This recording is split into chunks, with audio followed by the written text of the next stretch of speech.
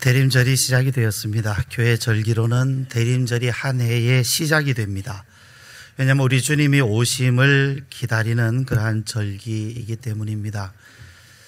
그래서 오늘은 초를 하나를 이제 밝혔습니다. 대림절 둘째 주일이 되면 2개, 이렇게 해서 성탄절까지 촛불을 하나씩 느려가게 됩니다. 근데 이 대림절은요, 정확하게 이 대림절은 우리 주님께서 이 땅에 오신 것과 또 장차 오실 주님 그 가운데 우리가 있는 것을 생각하는 때입니다. 지금 우리가 어디 있는가? 이미 주님은 이 땅에 오셨습니다.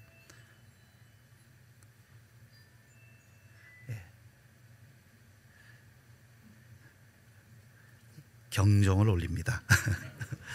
자, 주님이 이 땅에 오셨고, 그리고 장차 오실 주님을 기다리는 바로 그 가운데에 우리가 있는 것입니다.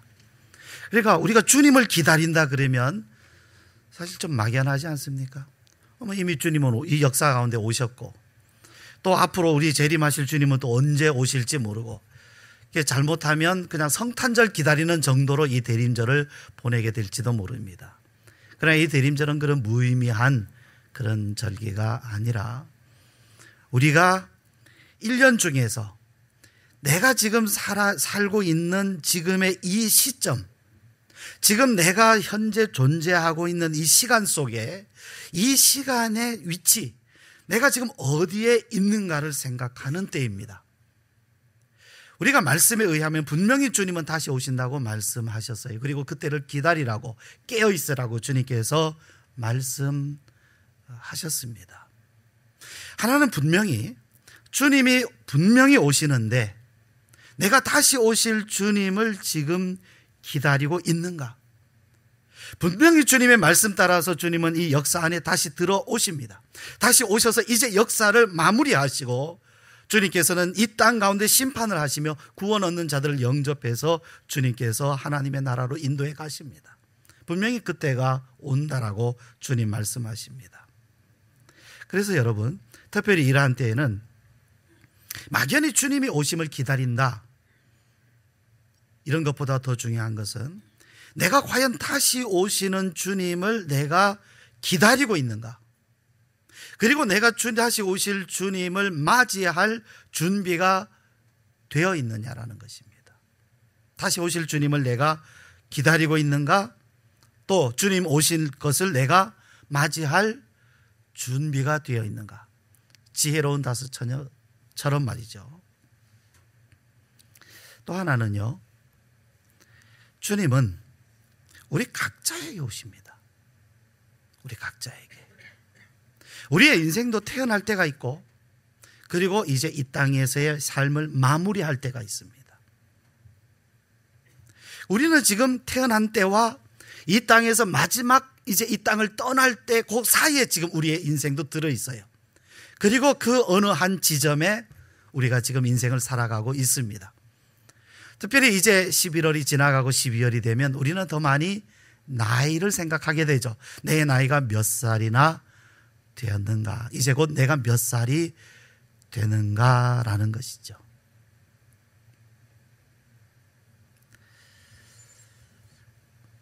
이러한 인생 가운데에서 내 인생 가운데 주님이 오시기를 사모하는 시간이 바로 지금입니다. 물론 1년 중 우리가 주님을 항상 사모해야 되는 건 맞지만, 일부러 절기를 정해서 그 절기 속에 더 많이 강조하고 더 많이 생각하자는 것입니다. 내 인생 가운데 주님이 오셨는가? 기쁘다, 구주 오셨네. 이제 곧 성탄절이 되면 우리는 이 찬송을 부르게 되지 않았습니까? 그런데 기쁘다, 구주 오셨네가 그냥 이 땅 가운데 역사 안에 오셨는가, 아니면 나에게 오셨는가? 이 찬송 아무나 부를 수 있는 건 아닌 것 같아요. 기쁘다, 구주 오셨네. 기쁨 없는 사람은 이 찬송 부를 수가 없겠죠. 기쁘다, 구주 오셨네가 아니라 구주 오셨다는데 모르겠다, 뭐 이렇게 불러야 되는 거 아닙니까? 구주는 이 땅에 오셨다는데 나는 기쁘지 않다, 이게 정직한 말이 될 수도 있잖아요. 누군가에게는 그게 정직한 거예요. 주님은 오셨다는데 나는 기쁘지 않아.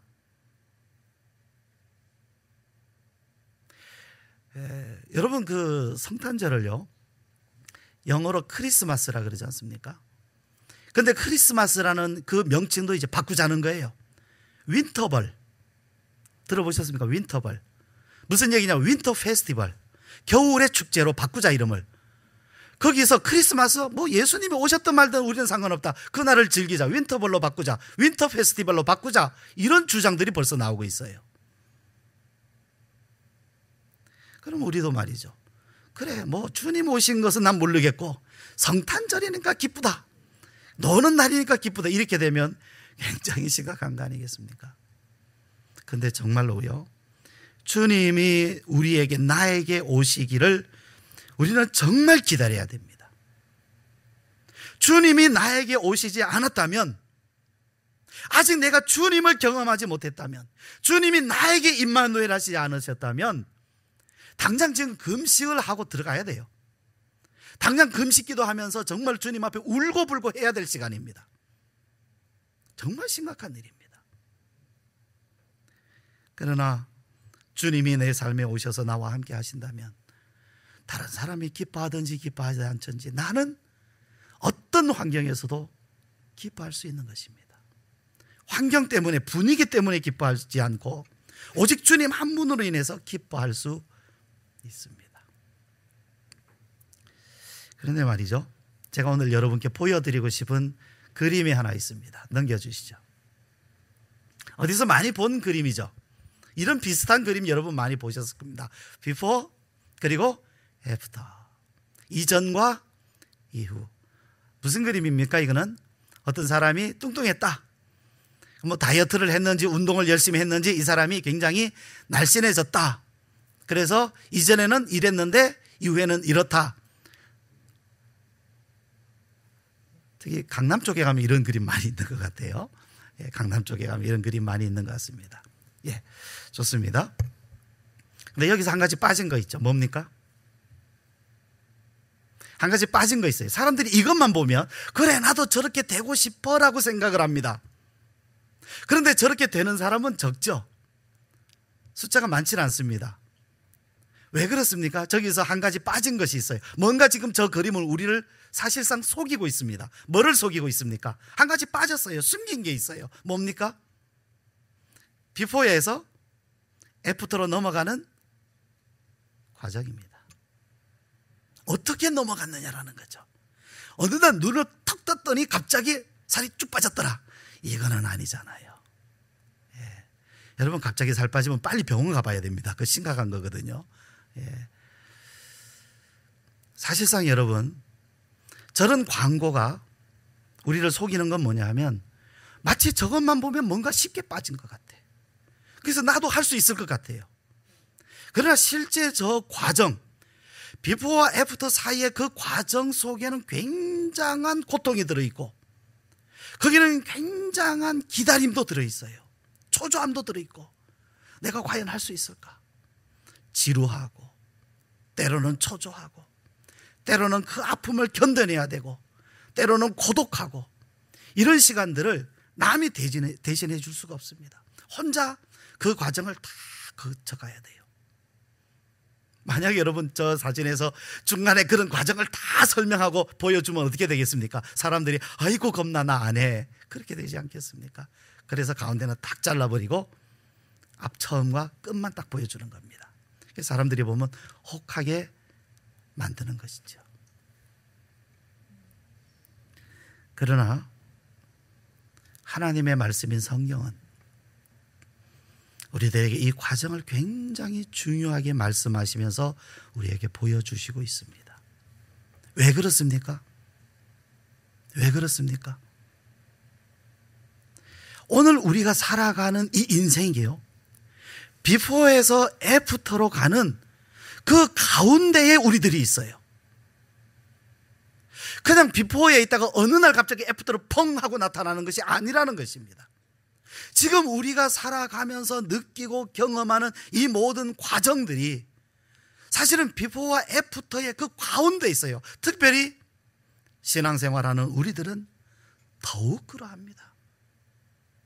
그런데 이러한 중간에 대한 이야기들을 생략하고 숨기거나 듣지 못하면 어떤 분들은 예수 믿으면요, 그냥 예수님 믿으면 하루아침에 사람이 변하는 줄 알아요. 그냥 예수님 뭐 이런 얘기 하거든요. 은혜만 받으면 다 된다. 은혜만 받으면 다 된다. 그래서 은혜만 받으면 되겠다 뭐 해서 하여튼 뭐 그죠? 본인이 은혜 받을 생각은 안 하고 하여튼 누군가 은혜를 받아야 된다고만 하는데, 하여튼 은혜 받으라고 막 그냥 부흥회도 보내고 수련회도 보내고 기도원도 보내고 하여튼 뭐 억지로 교회도 데리고 가고 어쨌든 그렇게 해서 막 뭐라 그러냐, 뭐 은혜만 받으면 된다라는 거죠. 은혜만 받으면 좋겠다. 은혜를 받는 것은 변화의 시작입니다. 비포에서 애프터로 가는 과정에 이제 시작에 불과한 것이고, 중간중간 거쳐가는 징검다리와 같은 거예요. 징검다리. 은혜 받았다고 해서 하루아침에 펑 하고 사람이 바뀌는 것은 아니라는 사실이죠. 우리가 물을 건널 때의 징검다리 어떻습니까? 하나 건너가야 됩니다. 그래야 그 물을 다 건너가게 돼요. 우리가 받는 은혜는 그런 것입니다. 우리가 은혜를 받는 순간은 굉장히 중요하지만 한 번 은혜 받았다고 해서 모든 것이 모든 것이 끝나지 않아요. 이제 시작이고 과정이고 중간이고 그렇습니다. 곡식도 그렇잖아요. 곡식. 이 농부들은 굉장히 순수합니다. 그럴 수밖에 없는 것이, 농사를 해보면 그 농사를 하면서 그 곡식을 길러내는 과정은요, 정직하게 모든 것이 이루어져요. 정직해요. 아주 정확해요. 처음에는 씨를 뿌립니다. 그냥 씨를 심습니다. 나무를 심는 거 아닙니다. 어디 가서 열매를 따와서 갖다 놓고 사는 것이 아니고 아무것도 아닌 것 같은 그런 씨앗을 땅에다 심어요. 그리고 기다립니다. 뭘 기다립니까? 열매 아닙니다. 싹이 나기를 기다려요.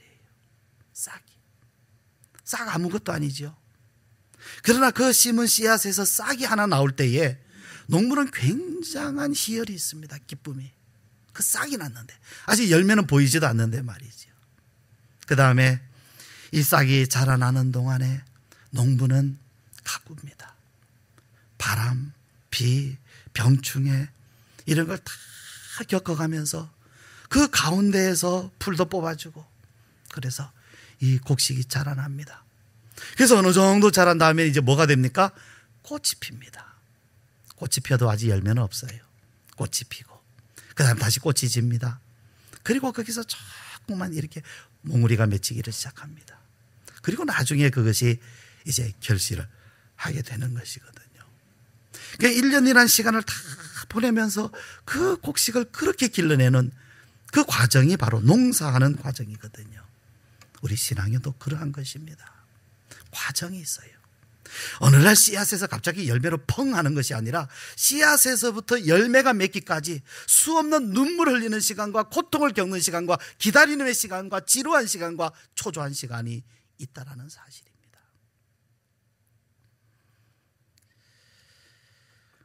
우리는 믿음의 좋은 열매를 맺고 싶어 합니다.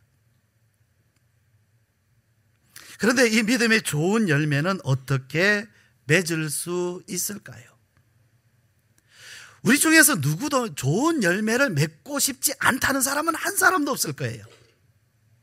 그런데 중요한 것은 이 믿음의 좋은 열매를 맺기 위해서는 그 과정 속으로 들어가야 됩니다. 씨를 심고 싹이 나고 자라나고 꽃이 피는 이러한 과정 속으로 들어가야 됩니다. 그런데 사람들은 그걸 겁을 내요. 말하자면 홍해를 건너려면 홍해 안으로 들어가야 됩니다. 노아의 홍수를 지내려면 방주를 만들어야 됩니다. 그래야 그 홍수에서 구원을 받을 수가 있어요. 그것을 선뜻 한 걸음 내어듣지 못하고 겁을 먹고 그 자리에 멈추어 있는 경우가 많아요. 그래서 예수님 말씀에 생명으로 인도하는 길은 좁고 협착하여 그 길을 찾는 사람이 적다. 가고자 하는 사람은 많아요. 그 길을 나는 가겠다, 가고 싶다, 나도 열매 맺고 싶다. 그 아름다운 결과를 보고서 그것을 사모하는 사람, 그걸 원하는 사람은 적지 않습니다. 그러나 그 열매를 맺기 위해서 이제 씨를 심는 일부터 시작하는 사람은 많지 않다라는 것이지요. 홍수가 막 끝났을 때요, 방주에서 걸어 나오는 노아와 그의 가족을 한번 생각을 해 보십시오. 고난을 이겨내고 당당한 믿음으로 걸어 나오는 그들의 모습은 정말 멋있고 아름답고 매력적이지 않습니까? 방주에서 나오는 노아의 가족들 말입니다. 요즘 같으면 방주에서 쫙 나오면서 얘들아 빨리 인증사진 찍다 뭐 이러면서 쫙 그 앞에서 사진도 찍고 뭐 이랬을지도 모르겠어요. 카톡에도 막 올리고. 자, 13절 우리 같이 한번 읽으실까요? 13절. 601년 첫째 달 곧 그 달 초 하룻날에 땅 위에서 물이 거친지라. 노아가 방주 뚜껑을 제치고 본즉 지면에서 물이 거쳤더니. 거기서 나옵니다. 이제 새로운 세계를 그들은 맞이합니다. 그들은 살아났습니다. 그리고 온 땅이 그들의 것이 되었습니다. 생육하고 번성하라 하나님께서 그와 그의 가족들을 축복해 주십니다. 그리고 노아는 하나님 앞에 제단을 쌓고 정결한 짐승과 새로 하나님 앞에 예배를 드립니다. 새 삶이 시작되었습니다. 방주를 통해서 얻은 제2의 인생을 그들은 살아가기 시작했습니다. 그러나 이 시간이 오기까지 그들에게는 무슨 일이 있었습니까? 이 시간, 방주의 뚜껑을 열고 걸어 나오는 그들에게 새 삶이 시작되는 이 순간이 오기까지 그들에게는 무슨 일이 있었습니까? 방주를 만드는 시간들이 있었죠. 그리고 그들은 방주에 탔습니다. 그런데 여러분 한번 생각을 해봅시다. 자, 홍수가 임했을 때, 홍수가 났을 때 불순종한 사람들만 심판을 당했습니까? 노아는 아무 손해본 것이 없습니까? 홍수가 났을 때 말이죠. 이제 그 방주 안으로 노아와 노아의 가족들이 다 들어갔을 때에 노아가 살던 집, 그의 토지, 그가 기르던 가축들, 그가 어릴 적 뛰어놀던 동산들, 그가 가지고 있던 모든 소유들 어디로 갔습니까? 노아의 것도 다 물속에 잠겼습니다. 오직 방주 안에 있는 자신과 가족들만 살아남은 것입니다. 그 나머지는 다 물속에, 노아의 것도 다 끝이 났어요. 우리가 예수님을 믿는다고 해서 우리의 모든 것이, 이것도 남고 저것도 남고 모든 것이 다 내가 갖고 싶은 대로 다 갖고, 안 믿는 사람들은 다 없어지고 내 것은 다 남는다, 아닙니다. 우리의 것들에서도요, 없어져야 할 것들은 없어져야 합니다. 없어지게 되어 있습니다. 우리가 예수님을 믿는다 할지라도 우리의 모든 소유나 우리가 가져 있는 것이나 우리가 즐겨 하던 것들조차도 우리가 포기하고 버려야 할 것들이 반드시 있습니다. 홍수가 났죠? 홍수를 지나는 동안에 어떠했을까요?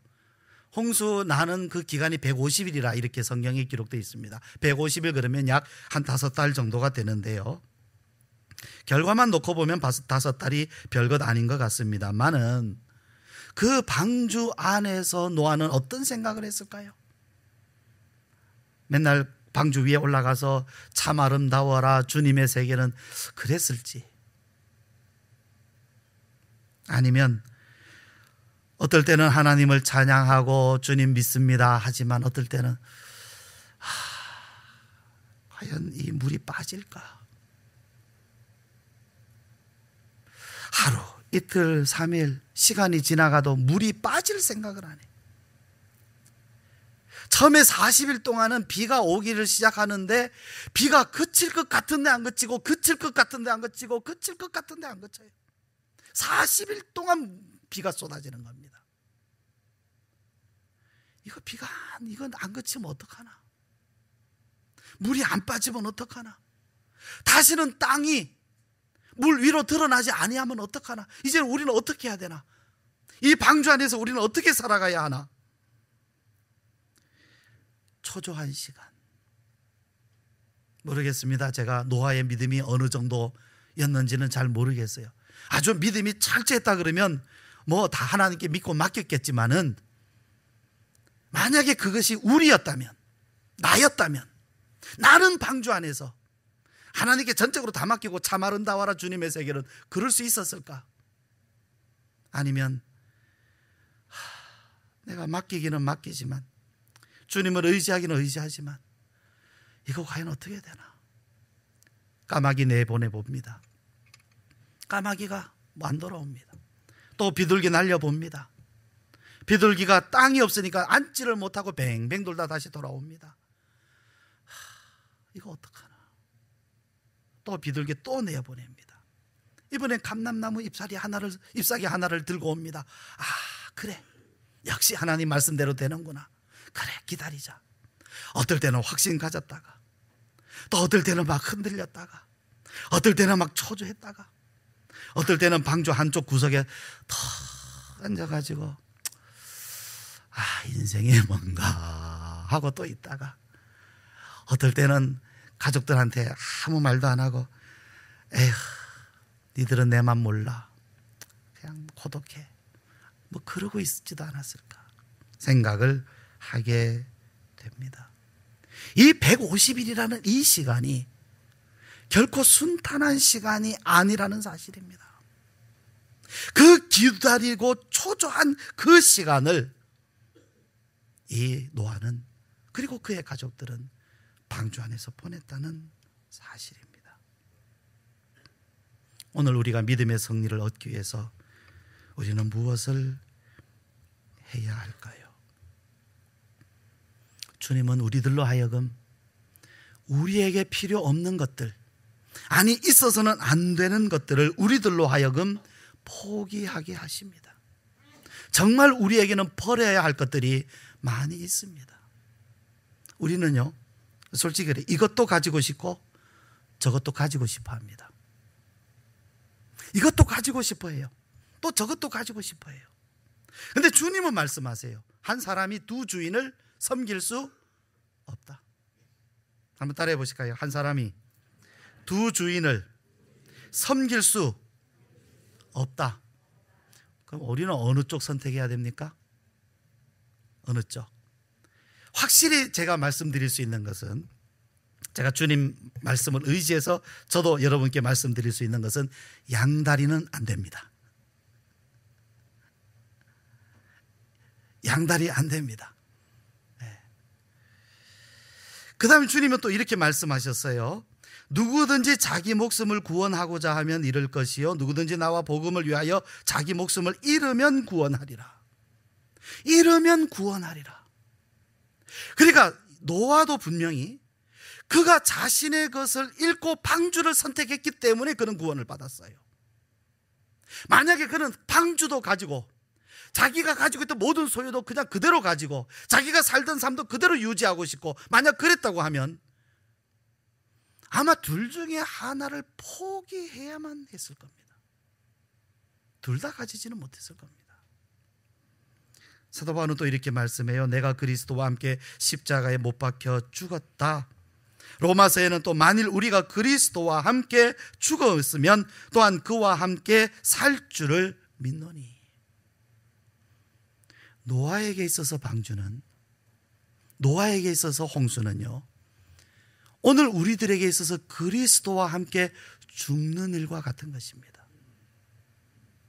내가 주님을 얻기 위해서 다른 것을 포기하는 것과 같아요. 내가 생명을 얻기 위해서 나 자신을 버리는 것과 같은 일인 것입니다. 그런데 주님은 그 길로 노아를 인도해 가셨어요. 왜? 그 길로 가야 새 삶을 얻기 때문에. 그렇지 아니하고 이것도 가지고 저것도 다 가지려고 하면 둘 다 가질 수가 없습니다. 새 삶으로 나아가지를 못합니다. 노아를 보십시오. 노아는 많은 것을 포기하고 잃었습니다. 그렇기 때문에 그는 방주를 얻었습니다.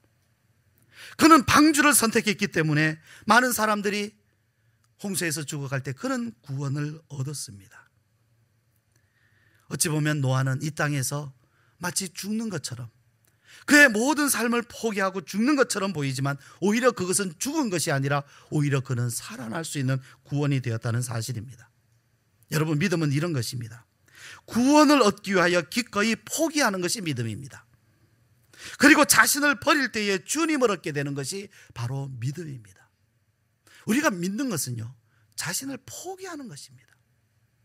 내 것에 어떤 것을 채우기 위하여 믿는 것이 아니라 오히려 내 것을 포기하려고 우리는 주님을 믿는 것입니다. 주님의 십자가에 자신의 생명을 맡기는 믿음, 그리스도 안에서 자신을 죽음에 내어 던지는 믿음, 이것이 오히려 우리에게 새 생명과 새 삶을 가져다 준다는 사실입니다. 뿐만이 아니죠. 노아가 그랬던 것처럼 우리도 이 믿음 가운데서 긴 시간을 보내야 됩니다. 결코 짧은 시간이 아닙니다. 그러나 노아는 막연하게 그때를 보내지 않았습니다. 말씀을 기억하고 말씀을 의지하면서 구체적으로 이 홍수가 끝이 나고 언젠가 이 방주의 문을 열고 나가는 그날을 노아는 구체적으로 기다렸습니다. 오늘 우리들에게 있어서도 주님이 나에게 오시는 일은 막연한 일 아닙니다. 막연한 기다림이 아닙니다. 분명히 주님이 나에게 오시리라는 우리는 분명한 믿음과 확신을 가지고 구체적인 믿음과 기대를 가지고 우리는 주님 기다려야 돼요. 주님의 재림에 대해서도 그러합니다. 이 신앙에도 비포와 애프터가 있습니다.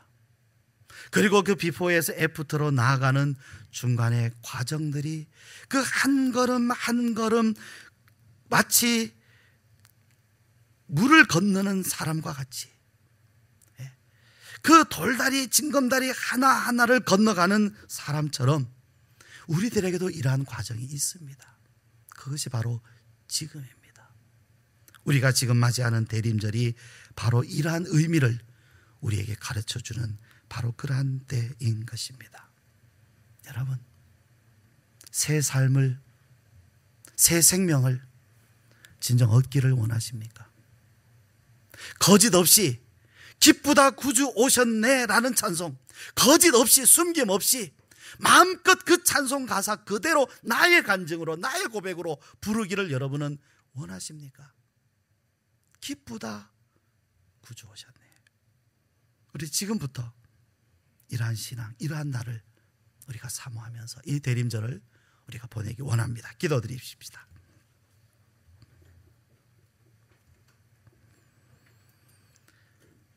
여러분의 마음속에, 여러분의 삶 가운데 실제로 살아계신 주님이 오시기를, 아니 지금 오시기를 여러분 사모하며 기도하십시오. 우리 함께 기도하겠습니다.